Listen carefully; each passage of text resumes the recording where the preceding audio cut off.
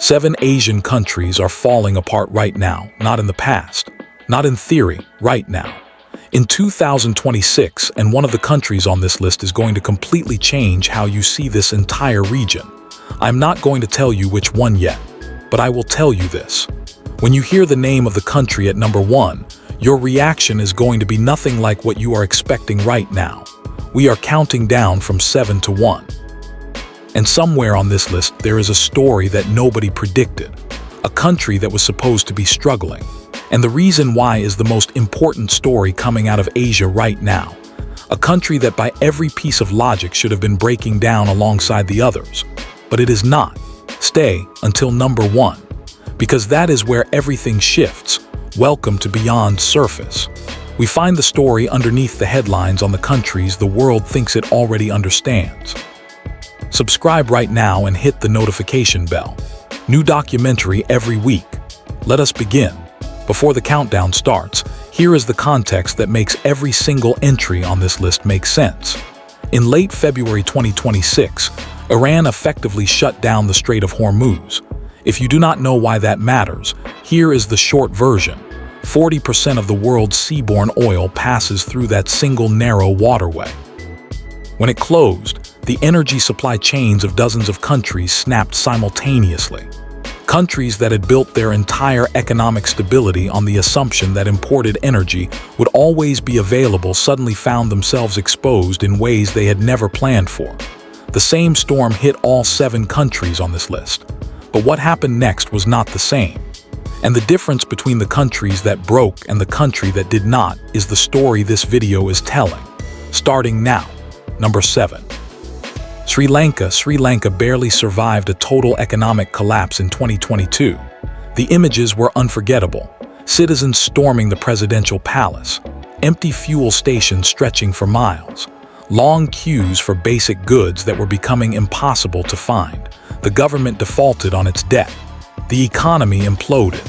4 years later, Sri Lanka was supposed to be recovering. And for a brief moment, it looked like it might. Then the Strait of Hormuz closed. Sri Lanka imports around a quarter of everything it needs through oil and petroleum products. Within weeks of the closure, fuel rationing returned. Schools moved to a 4-day week.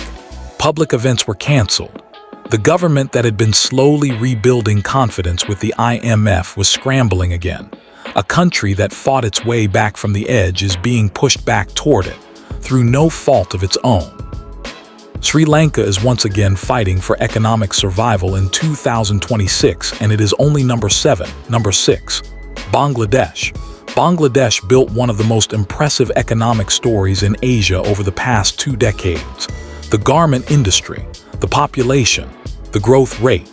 It was becoming a genuine emerging market success story. Then January 2026 happened. Bangladesh had just signed a brand new 15-year LNG supply agreement with Qatar Energy. The first cargo arrived in January. 7 weeks later, Qatar Energy declared force majeure. The Strait of Hormuz was shut. The deal Bangladesh had spent years securing was worthless overnight. Bangladesh relies on imports for around 95% of its energy needs. When the crisis hit, the government imposed fuel caps, closed universities, turned off public light displays ahead of Eid celebrations, and stationed troops at oil depots to prevent panic buying. The garment sector, the backbone of Bangladesh's entire economy, is now facing power shortages that are threatening production, threatening exports, and threatening the jobs of millions of workers. Bangladesh is not falling apart because of bad decisions. It is falling apart because the world changed and it had no buffer. Subscribe to Beyond Surface right now. Hit the notification bell, because the next 4 entries on this list get significantly darker before we reach the country at number 1 that changes everything. Number 5. Pakistan. Pakistan's story in 2026 is one of exhaustion. This is a country that has been in perpetual crisis for years. It came within weeks of sovereign default in 2022. It has been managing debt, managing inflation, managing political instability all at the same time. And just when things were beginning to stabilize, the energy shock arrived. Pakistan sent warships to escort merchant vessels in the Middle East. It introduced fuel-saving measures across the entire economy. Schools were closed for 2 weeks. Universities moved online. Hybrid working was mandated for public servants. Fuel and grocery prices surged overnight. Long queues formed at petrol stations across the country. Pakistan is a nuclear-armed nation of over 230 million people. And in March 2026, its citizens were queuing for petrol. The structural problems, mountains of power sector debt, overdependence on Gulf energy were always there. The Middle East crisis did not create Pakistan's problems. It simply made them impossible to hide any longer. Number 4. Myanmar. If there is one country on this list where the phrase falling apart is not strong enough, it is Myanmar. Myanmar is not in a crisis. Myanmar is in a collapse. Since the military coup in February 2021, this country has been tearing itself apart from the inside. By early 2026, the military junta controls less than 40% of Myanmar's townships. The banking system has largely stopped functioning normally. Inflation has soared. Poverty rates have skyrocketed. The healthcare system has been decimated. Nearly 5.2 million people have been displaced inside the country and across its borders. In March 2025 alone, a devastating earthquake caused $11 billion in damage, and the military continued its airstrikes on civilians in the immediate aftermath. The United Nations has called what is happening in Myanmar crimes against humanity. Myanmar is not falling apart. Myanmar has already fallen. And the people who built this country, who planted its fields and ran its businesses and raised its families, are now its biggest victims. We are halfway through this countdown, and I want to ask you something directly. Which of these countries surprised you the most so far? Drop it in the comments right now. And stay with me because the final 3 entries are where this countdown stops being what you expected. Subscribe to Beyond Surface right now. Hit the notification bell. Because number 3 is going to surprise you, and number 1 is going to change everything. Number 3, Thailand. Thailand surprises people on this list. It is supposed to be one of Southeast Asia's most stable economies. Beautiful beaches, strong tourism, a resilient culture built over decades of navigating regional instability. But Thailand in 2026 is a country in quiet crisis. Thailand's GDP growth forecast for 2026 sits at just 1.6%, the lowest among all major ASEAN economies. Record household debt is strangling consumer spending. Public finances are near the debt ceiling. Then the energy shock arrived. Thailand restarted decommissioned coal-fired power plants that had been phasing out as part of its green energy transition, just to keep the lights on. State agencies were told to work from home to cut fuel demand. The Thailand-Cambodia border conflict of late 2025, which cost both countries billions in economic losses, has still not been fully resolved. Thailand is not collapsing, but it is struggling in ways that its proud tourism image is hiding from the outside world. And here is the detail that matters most. Thailand just lost its position as Southeast Asia's most visited country, to a country that was not even supposed to be in the conversation. We will get to that country at number 1. But first, number 2, the Philippines. The Philippines entered 2026 with real momentum, a young, dynamic workforce, a booming business process outsourcing sector, a president who promised economic transformation. But 2026 has been brutal. The Middle East energy crisis hit the Philippines hard and fast. The government announced a 4-day working week for government employees. Air conditioning temperatures in public buildings were mandated at no lower than 24 degrees to cut energy consumption. Fuel prices surged. Transport costs surged. Food prices followed. President Ferdinand Marcos Jr. said publicly, "We are victims of a war that we did not choose and did not want." That is not a statement of strength. That is a statement of vulnerability. The Philippines' dependence on remittances from workers in the Middle East adds another layer of risk. If those workers lose their jobs or if remittance flows are disrupted, millions of Filipino families will feel it directly.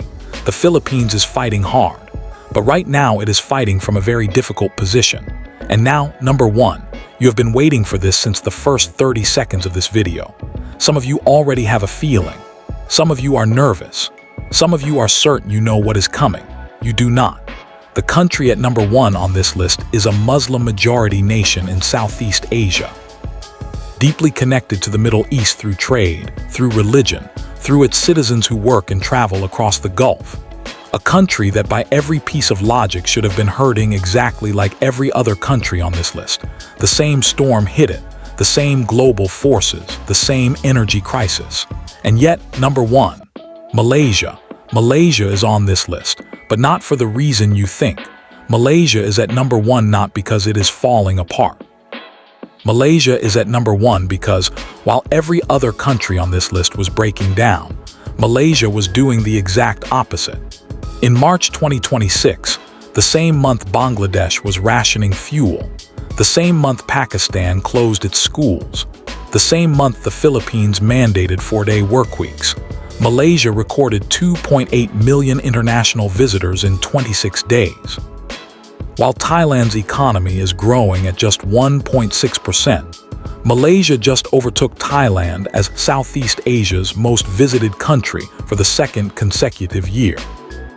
While Myanmar's banking system has collapsed and Sri Lanka is rationing electricity, Malaysia's tourism industry generated 291.9 billion ringgit in 2024, contributing 15.1% of the country's entire GDP, while the Philippines is telling the world it is a victim of a war it did not choose. Malaysia is welcoming the world through its doors, targeting 47 million tourists by the end of 2026. Backed by the Visit Malaysia 2026 campaign and over 700 million ringgit in government investment. Now here is the part that explains everything. The same storm hit Malaysia, but Malaysia had built a completely different kind of shelter. Malaysia is a net energy exporter. When oil prices rise, Malaysia benefits.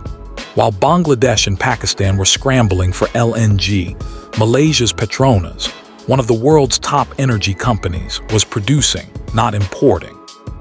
Malaysia's KLIA has become one of Asia's most connected aviation hubs, benefiting from the same flight rerouting that was hurting Gulf-dependent economies.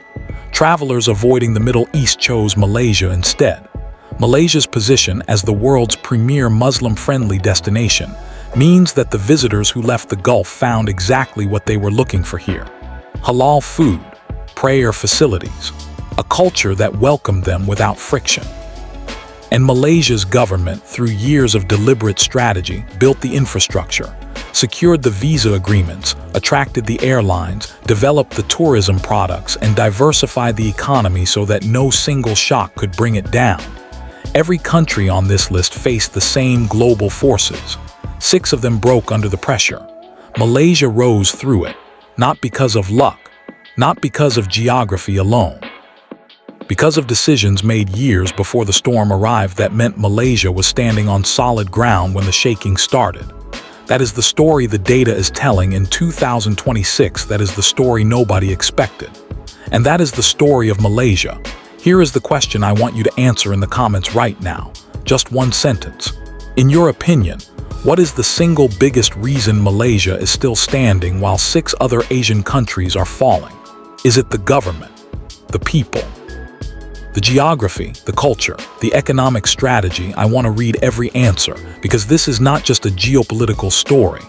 This is a story about what works when the world stops working. And your perspective on that matters. Drop it below right now. Subscribe to Beyond Surface right now. Hit the notification bell. Every single week we find the stories behind the headlines that the mainstream media is not covering properly. This is exactly what we do here. Subscribe. Share this with someone who needs to understand what is actually happening in Asia right now. The next documentary is already being made. See you there.